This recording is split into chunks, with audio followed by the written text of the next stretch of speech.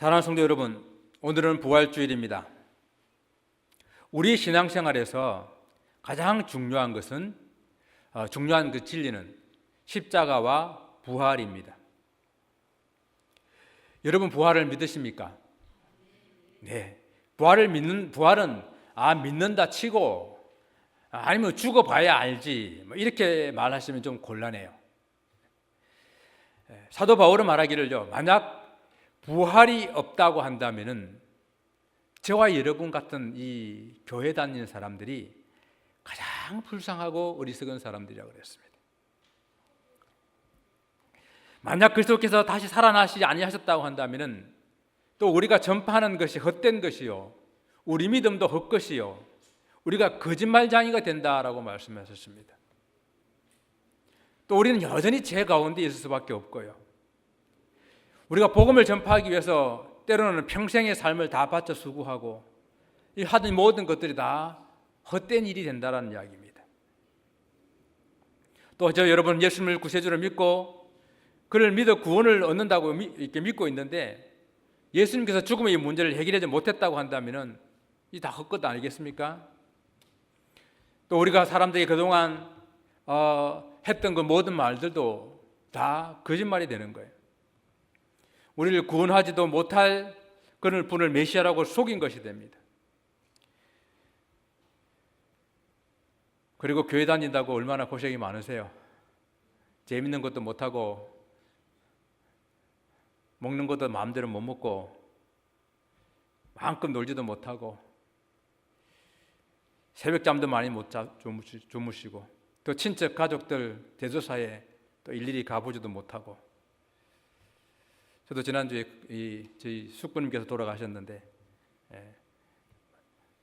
아무것도 할 수 없는 그런 모습에 참 안타까웠습니다. 여러분, 이 부활절이 해마다 오는 그런 행사로 그렇게 그냥 생각하지 마시고요, 정말 다시 한번 이 부활절에 부활의 확신을 가지고 이 부활신앙으로 살아가는 그런 저 여러분 되시기를 소원합니다. 그래서 부활신앙으로 산다고 하는 것이 구체적으로 어떤 것인지를 오늘 본문을 통해서 한번 우리 생각해 보기를 원하는데요, 먼저 부활을 여러분 확실히 믿어야 돼요. 부활이라는 그 자체가 우리의 일상을 좀 벗어나는 초자연적인 그런 일입니다. 죽는 것은 모든 사람들에게 다 정해져 있는 것이지만은 그러나 부활이라고 하는 것은 그렇지 않아요. 부활이라고 하는 것은 이런 모든 죽음의 현상들이 한순간에 다시 원점으로 회복되는 그런 놀라운 순간이에요. 그리스도 안에서의 부활이라고 하는 것은 여러분들이 지금까지 알고 있는 사람들이 죽었다가 다시 이렇게 깨어났다더라, 죽었는 줄 알았는데 잠시 이렇게 무덤에 이렇게 장사 지내려고 그러는데 깨어났더라, 아니면 죽을 병에 있다가 깨어났더라, 이런 어떤 잠시 깨어나는 것도 아니고, 또 아니면은 죽었다가 살아나가지고 생명을 조금 더 히스기야처럼 연명하는 그런 것도 아니고 완전히 새로운 생명체로 변화하는 거예요. 그래서 예수 그리스도의 부활이야말로 우리도 이런 부활이 되겠구나, 그 부활이 근거가 되고 또 예수님이 부활하심으로 말미암아 우리도 부활할 수 있겠구나 하는 부활의 보장이 되는 것입니다. 그렇기 때문에 예수님의 부활을 믿는 것은 너무도 우리 신앙생활에서 중요한 부분이에요. 성경은 예수님의 부활에 대해서 증거해주고 있습니다. 예수님은 성경대로 죽으시고 또 살아나셨다라고 하는 거예요. 그의 십자가도 여자의 후손인 그리스도께서 뱀인 사탄의 머리를 상하게 하실 것이고, 뱀은 그 여자의 후손인 예수님의 그 발 뒤꿈치를 상하게 할 것이라는 창세기 3장 15절 말씀에서부터 이미 십자가와 부활을 예언해 놓으신 말씀입니다. 또 우리가 예수님의 조상이요 또 예표로 상징적인 인물이라고 하는 다윗도 그의 고난스러운 그런 삶을 시로 표현을 했는데요, 그 시편에 보시게 되게 되면 예수 그리스도의 십자가의 그 고난과 부활을 너무도 정확하게 묘사하고 있습니다. 또 우리는 예수님보다 700년 전에 예수님의 삶을 예언했던 이사야 선자는 그 이사야 53장을 통해서 예수 그리스도의 고난과 죽음, 그리고 그것이 무엇을 의미하는지 너무도 자세하게 정확하게 예언하고 있는 것을 보지 않습니까? 호시아 선지자는 이스라엘이 죄악으로 하나님의 심판을 받아서 멸망하겠지만 다시 회복할 것을 예언하면서 예수님의 부활을 예표하고 있습니다. 호시아서 6장 2절 말씀에 여호와께서 이틀 후에 우리를 살리시며 3일에 우리를 일으키시리니 우리가 그 앞에 살리라. 무엇보다도 예수님께서 사역하시는 동안에 당신의 죽음과 부활을 수없이 예언하셨다라고 하는 것입니다. 그 예언에 대한 말씀들이 공관복음에 다 동일하게 기록되어져 있고 그 대표적인 것으로 구약의 요나의 물고기 사건을 통해서 하나님께서 우리 주님께서 보여주시는 표적이 바로 이런 표적이다라고 하셨습니다. 요나가 물고기 뱃속에서 3일 동안 있다가 다시 살아난 것을 비유로 해가지고 우리 주님께서 십자가에 죽으시고 3일 동안 물고기 뱃속에 있는 것처럼 무덤에 계셨다가 다시 부활하게 될 것을 예언하신 것입니다. 이렇게 예수 그리스도의 부활은 성경 말씀대로 예언되어진 대로 그대로 이루어진 확실한 사건이라는 것입니다. 물론 이 세상에서도 가끔 사람들이 자기가 죽고 부활할 것이라고 말하는 그런 사람들이 있어요. 그러나 그런 예언은 누구나 할 수가 있습니다. 예언하는 것이 중요한 것이 아니라 그 예언한 대로 부활을 했느냐 하는 것입니다. 오직 예언한 대로 부활하신 분은 예수 그리스도밖에 없습니다. 무엇이 이것을 증명합니까? 그것을 눈으로 본 목격자들이 있다라고 하는 것입니다. 예수께서 부활하신 것을 직접 눈으로 본 사람들이 많이 있는데 예수님 부활하신 후에 40일 동안 예수님께서는 제자들에게 나타내시며 많은 사람들에게 보여주셨습니다.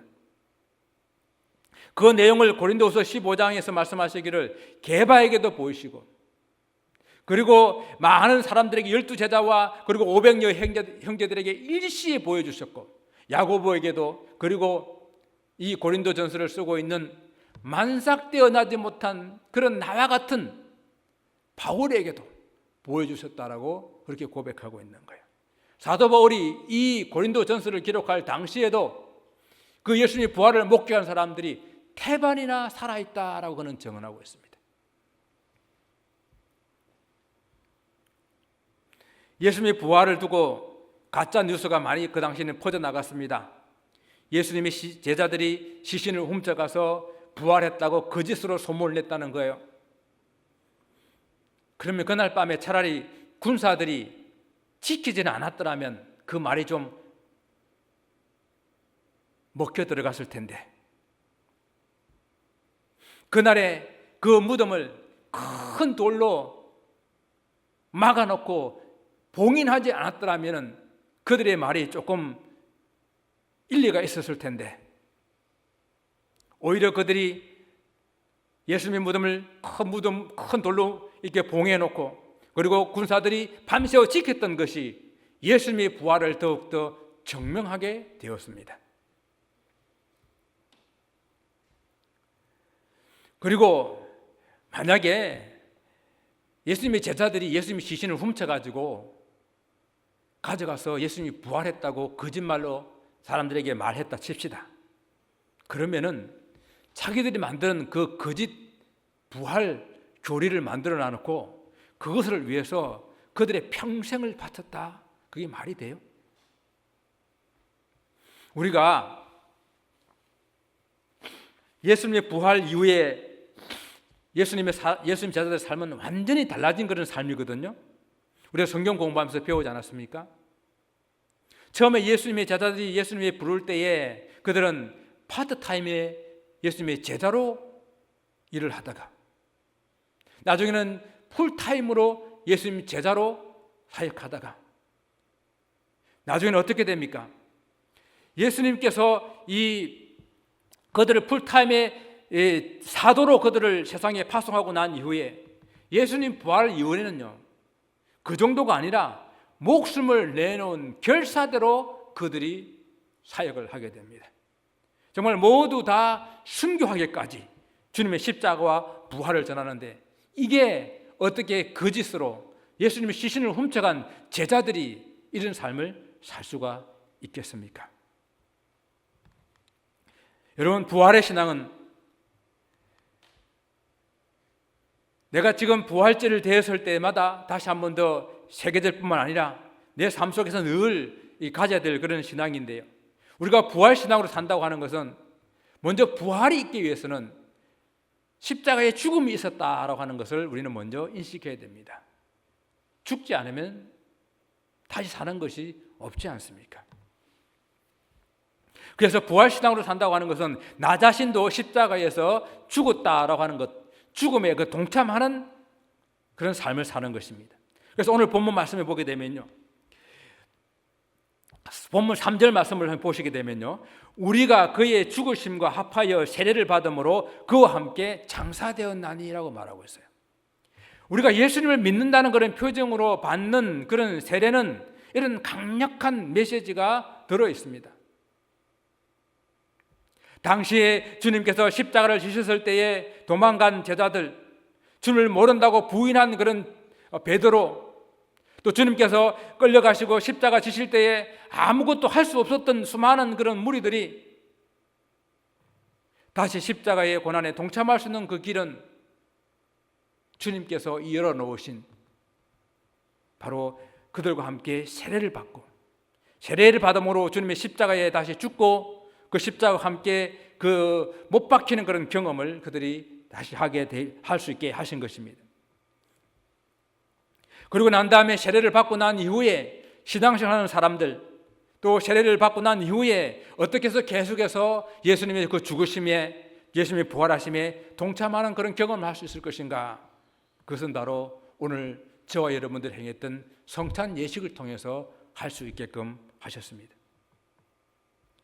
오늘 우리가 이렇게 성찬 예식을 거행했는데요, 성찬 예식은 바로 예수께서 제자들에게 당신이 십자가에 죽으실 것을 예표해 보여주시면서 당신의 몸이 부서지고 찢어지고 그렇게 무교병처럼 죄 없으신 주님께서 우리를 위해서 당신의 몸을 다 이렇게 내어주실 생명의 떡이 되심을 보여주시는 그런 사건이었습니다.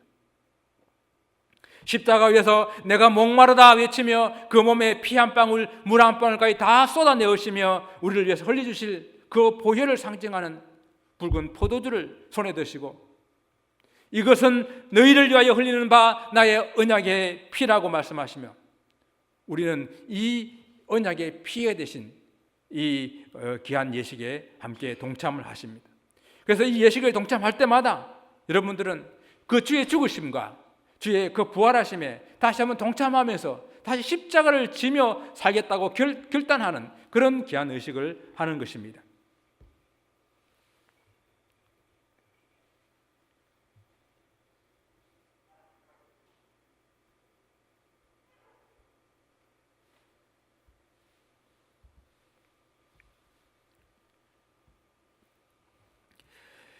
우리가 이 세례를 받는 의식을 할 때마다 여러분들은 이 주님의 그 십자가를 깊이 묵상하는 그런 의식이 되었으면 좋겠어요. 그런데 이 세례 의식을 할 때에 그냥 내가 이 세례 의식을 하면서 그렇게 주님의 성찬 예식을 할 때 십자가에 다시 죽으심과 부활에 참여하는 그런 의식을 형식적으로 그냥 참석해 버리게 되게 되면 이것도 하나의 예식이 될 수밖에 없어요. 그래서 이 예식을 할 때마다 그리스도를 주로 고백하고 세례를 받은 사람들은 그 삶에서 죄에 대해서 철저하게 죽는 그런 삶을 살아내야 된다라고 하는 것이에요. 그래서 주께서 그리스도께서 십자가에 죽으실 때에 나도 그 십자가에서 나도 죽었다라는 그런 고백, 죽는 그런 고백, 죽는 그런 삶을 살아야 합니다. 그래서 이 말씀은 보다 근본적으로 옛 사람의 죽음을 이렇게 말하는 것인데요, 오늘 본문 6절의 말씀에서는 우리에게 분명하게 그 맛을 말씀해 주고 있습니다. 우리가 알거니와 우리의 옛 사람이 예수와 함께 십자가에 못 박힌 것은 죄의 몸이 죽어 다시는 우리가 죄에게 종노릇하지 아니하려 함이라 라고 말씀하고 있어요. 우리의 옛사람은 죄의 종이었거든요. 그래서 에베소서 2장에서도 이 옛사람은 어떤 일을 쫓는 사람인가 하면은 여전히 세상 풍조를 따르고 육체의 욕심을 따라 지내며 육체와 그 마음에 원하는 것을 따르는 그런 자들이라고 이렇게 성경은 말씀하고 있습니다. 또한 에베소서 5장에서도 육체의 소욕을 따라 행하는 사람들은 이 세상에 있는 그런 음행과 더러운 것과 호색과 우상 숭배와 술수와 원수 맺는 것과 분쟁과 시기와 다툼 이런 것들로 있는 이런 세상적인 것들을 여전히 행하고 있는 사람들이라고 말씀하고 있습니다. 옛사람이 죽었다라고 하는 거예요. 나를 십자가에 못 박았다라고 하는 것은 이런 죄에 대해서 내가 죽었다 선포하는 것이고, 죽었기 때문에 이런 옛 삶에 대한 행동들이, 그런 기회들이, 그런 유혹들이 우리를 찾아오게 될 때에, 또 그런 환경이 주어진다 하더라도 우리는 그 죄에 대해서, 유혹에 대해서 죽은 사람으로 반응하지 않는 것을 말하는 거예요. 죽은 사람 앞에 어떤 맛있는 것 갖다 주어도 아무런 반응이 없지 않습니까? 그런데 사랑하는 성도 여러분 어떻습니까? 죄에 대해서 정말 죽었습니까? 죄의 유혹과 죄의 기회가 찾아왔을 때 여러분 반응하지 않았습니까? 그런데 아쉬운 것은 이 죄의 유혹과 죄의 기회가 한 번, 두 번으로 끝나는 것이 아니라 끊임없이 우리 삶을 찾아온다는 거예요. 어쩌면 우리가 주님 앞에 설 때까지 이러한 삶은 계속될 것입니다. 때로는 집요하게 우는 사자처럼 기회를 엿보며 찾아올 것입니다. 그래서 사도 바울이 했던 고백 중에서 나는 날마다 죽노라, 나는 날마다 죽노라 한 그 고백을 이 오늘 우리의 결단에 한번 같이 결부시켜서 정말 부활신앙으로 산다고 하는 것은 이렇게 죄에 대해서 날마다 죽는, 정말 죄에 대해서 죽기 위해서 깨어있는 그런 삶이다. 그런 삶을 살기다 결단하는 그런 바울과 같은 모습이 되어야 할 것입니다. 어떤 분은 이렇게 말할 수 있어요. 그것은 그냥 내 성격이에요. 그것은 그냥 내 습관이고 내 삶의 스타일이라고 말하는 분들이 있을지 모르지만, 그러나 그것이 혹 아직도 내가 예수를 믿고 난 이후에도 변화받지 못한 옛 사람의 모습인지 아는지 깊이 생각을 해봐야 됩니다. 내 습관이고 내 성격이고 내 스타일이지만은 그것이 우리 공동체에 해를 끼치고 다른 사람들 마음을 아프게 한다면은 그것조차도 우리는 변화시켜야 되고 내려놓아야 되는 것이 바로 예수 그리스도의 십자가 앞에 나를 죽이는 삶이라 하는 것입니다. 주님을 믿고 변화되고 벗어버려야 할 옛사람의 모습이 아직도 있다고 한다면은 이 부활의 아침에 끊어내는 시간이 될 수 있기를 원합니다. 또한 부활의 신앙을 가지고 산다고 하는 것은 죄에 대해서 죽을 뿐만 아니라 하나님께 대하여서는 산자가 되는 것입니다.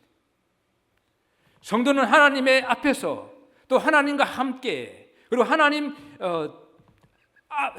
더불어 이렇게 살아가는 그런 삶인데요, 하나님 안에 하나님과 함께 사는 삶에는 참된 평강이 있어요. 때로는 우리 몸이 곤고하고 질병이 찾아오기도 하고 삶에 이런 어려운 일이 오기도 하지만 그것이 우리 삶의 궁극적인 기쁨을, 평안을 빼앗아갈 수가 없다라고 하는 것이에요.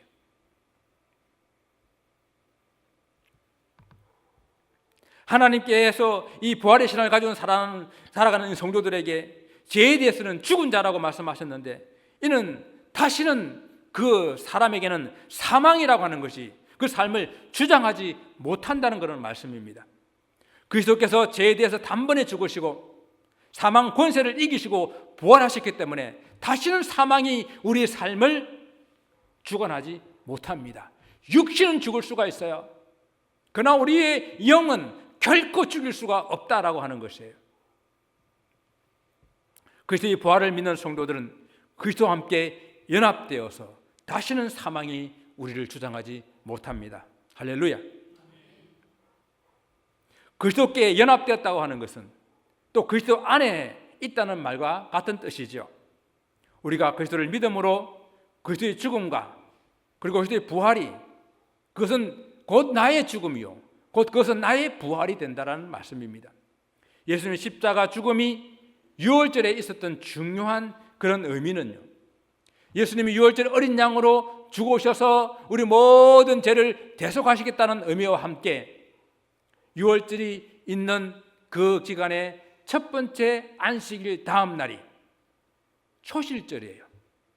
초실절은 이스라엘 백성들이 처음 익은 보리 이삭을 하나님께 올려드리는 첫 열매를 올려드리는 그 중요한 날인데, 바로 주님께서 안식 이후 바로 첫날 그날에 부활하심으로 잠자는 자들의 첫 열매가 되셔서, 부활의 첫 열매가 되셔서 그 주님을 믿는 모든 백성들의 부활의 참 본보기가 되시고 부활의 보장이 되시기 위해서 바로 그때에 주님께서는 십자가를 지시고 부활하셨다라고 하는 것입니다.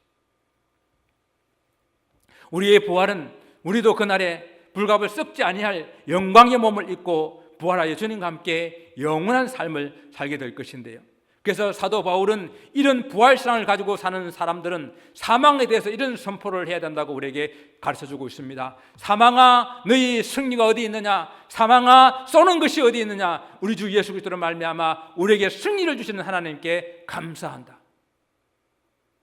사망이 우리를 쏘지도 못하고 사망이 우리를 죽어나지 못한다라고 하는 것이에요. 우리 성도들에게는 사망 권세가 주장하지 못합니다. 우리가 죽고 사고 사는 것은 이 땅에 있는 동안에는 세상 사람들과 비슷할지 몰라요. 그러나 결코 우리 영은 저들이 주장하지 못한다는 거예요. 그런데 한 가지만 더 생각하십시다. 우리의 부활신앙이 그러면 죽고 난 이후에만 효력이 있을까요? 죽어서 천국 가고 영원한 삶을 사는 것은 당연하지만은 우리가 이 땅에 사는 동안에도 우리는 이미 죄에 대하여 그리고 죄 안에서 죄와 함께 죽었기 때문에 또 하나님에 대해서 하나님 안에서 하나님과 함께 다시 살아나는 사람들이라고 하는 것이에요. 이 땅 사는 동안에도 우리는 부활의 권세, 사망이 주장하지 못하는 그런 천국의 백성다운 삶을 살아내야 된다고 하는 것입니다. 그래서 보면 11절에서는요, 이와 같이 너희도 너희 자신을 죄에 대해서는 죽은 자요 그리스도 예수 안에서 하나님께 대하여는 살아있는 자로 여길지어다 라고 우리에게 명령하고 있습니다. 하나님께 대하여 살아있는 자, 즉 계속 하나님 안에서 살아있는 삶을 살아가야 된다는 것입니다. 그래서 12절에서는 그러므로 너희는 제가 너희 죽을 몸을 지배하지 못하게 하여 몸의 사욕에 순종하지 말라고 말씀하세요. 죄에 대해서 죽은 우리가 물론 때로는 실수할 수도 있고 때로는 범죄할 수도 있어요. 그러나 그 속에 우리는 머무를 수가 없어요. 다시 그 죄를 털털 털어내고 일어나는 것입니다. 만약 그곳에 계속 머물고 있다고 한다면 우리는 죄의 무기로 쓸 수밖에 없어요. 그러나 성경은 우리에게 말합니다. 죄에 대해서 죽은 우리가, 죄에 대해서 이미 죽어버린 우리가, 죄를 십자가에 못 박은 우리가 어떻게 이 땅 가운데서 그렇게 죄의 병기로, 죄의 무기로 쓸 수가 있느냐? 오히려 우리는 우리 지체를 의의 병기로, 의의 무기로 하나님께 드리는 삶을 살아야 된다라고 우리에게 명령하고 있는 거예요. 현재 살아가는 우리의 모든 모습이 천국을 소유한 자답게 살아야 된다는 말씀입니다. 부활의 소망이 있는 사람은 이 땅에 사는 동안에 정말 부활을 소망하는 사람답게 살아가야 된다는 이야기예요. 살아있는 자, 그렇게 사는 것을 의미합니다. 한 번, 두 번 해보다가 그냥 포기하는 것이 아니라, 하루 이틀 해보다가 포기하는 것이 아니라, 사람들이 볼 때든지 보지 아니하든지, 교회에 있든지 내가 어디에 있든지 간에, 내가 어떤 직장과 어떤 사업과 어떤 삶의 환경 속에 있든지 간에 나는 부활 소망을 가진 사람답게 살아가는 것입니다. 사랑하는 성도 여러분, 하나님께 대하여 살아있는 자로 살아가시기를 바랍니다. 미국 명문 스탠포드 대학을 설립한 사람이 바로 릴랜드 스탠포드라는 사람인데요, 그가 대학을 설립한 동기가 있다고 합니다. 그는 당시 상당한 이게 부자 갑부였었는데, 그리고 캘리포니아 출신의 상은 의원이었었는데, 근데 갑자기 그의 외아들이 죽은 거예요. 정말 잘생기고 똑똑하고 하나밖에 없는 그런 아들이었는데, 그의 죽음을 놓고 그는 극도의 슬픔에 잠겨서 그의 장례식 때는 아주 그냥 실어증이 말을 못하는 그런 사람이 되어버렸습니다. 너무 슬픔이 극해서 그런 것이죠. 그래서 슬퍼하고 있는데, 그리고 그날 밤에 잠을 뒤척이다가 겨우 잠이 들었는데, 그 밤에 꿈에 그 아들이 생생한 모습으로 나타나서 이렇게 말을 하더라는 것입니다. 아버지, 저는 부활하신 예수님 곁에 있습니다. 저 대신 이 땅에 있는 청년들을 도와주세요. 이 꿈을 깨고 난 다음에 이 스탠포드는 인생이 확 바뀌었습니다. 그래, 예수님께서 부활하여 살아계시고 내 아들도 부활하신 예수님 곁에 살아있구나. 그래서 이 스탠포드는 이 부활의 믿음이 생기고 난 다음에 그 아들의 소원을 들어주기를 위해서 청년 교육에 전력으로 힘을 썼는데, 그 당시 그에게 있던 2천만 달러를 내어서 오늘의 명문 대학인 스탠포드 대학을 설립을 합니다. 그리고 어려운 학생들을 돕는 일에 그의 온 삶을 전력을 다 기울입니다. 그리고 그는 죽을 때에 이런 유서를 남깁니다. 나의 재산은 1펜이라도 동전 하나도 남기지 말고 다 청년 교육을 위해서 사용하도록 하십시오. 부활신앙이라고 하는 것은요, 하나님 앞에서 산자로 산다고 하는 것은요, 이처럼 구체적이고 실제적인 변화를 말하는 것입니다. 죽은 후에 주님께서 다시 오실 때에 부활하여 영원히 살 것을 믿는 성도들은 이 땅에 사는 동안에도 분명히 다른 삶을 살아야 할 것입니다. 오늘 우리는 주님의 죽으심과 부활하심에 동참하기 위해서 성찬 예식에 참여했고, 또 부활하신 주님의 말씀을 통해서 이 땅에 부활의 신앙으로 살아가기를 함께 결단하는데요, 진실로 삶의 변화가 있기를 원합니다. 우리가 부활신앙으로 산다 그래가지고 내 얼굴에 십자가가 새겨지고 내 등 뒤에 큰 후광이 새겨지는 것은 아니에요. 그러나 내가 살아가는 모든 삶의 현장 속에서 예수 믿는 향기가 나타나는 그런 삶을 사는 것이에요. 사람들이 여러분을 바라볼 때에 저 사람은 왜 저렇게 평안할까? 왜 저 사람 저렇게 친절할까? 왜 저 사람 저렇게 상냥할까? 왜 저 사람 늘 저렇게 기쁨이 넘칠까? 왜 저 사람 저렇게 사랑과 긍휼이 많을까? 그래서 또 만나보고 싶고 또 알고 싶고 가까이 하고 싶은 그런 사람이 되어가는 것, 그것이 예수 그리스도의 향기가 여러분 삶 속에서 나타나는 것이에요. 이런 삶의 모습이 여러분 가정에서, 여러분 직장과 사업에서, 또 우리 교회의 모습들 속에서 나타나는 구체적으로 부활의 신앙의 삶이 있는 그런 저희 여러분의 삶이 있기를 다시 한번 부활하신 주님의 이름으로 축원을 드립니다. 기도하시겠습니다.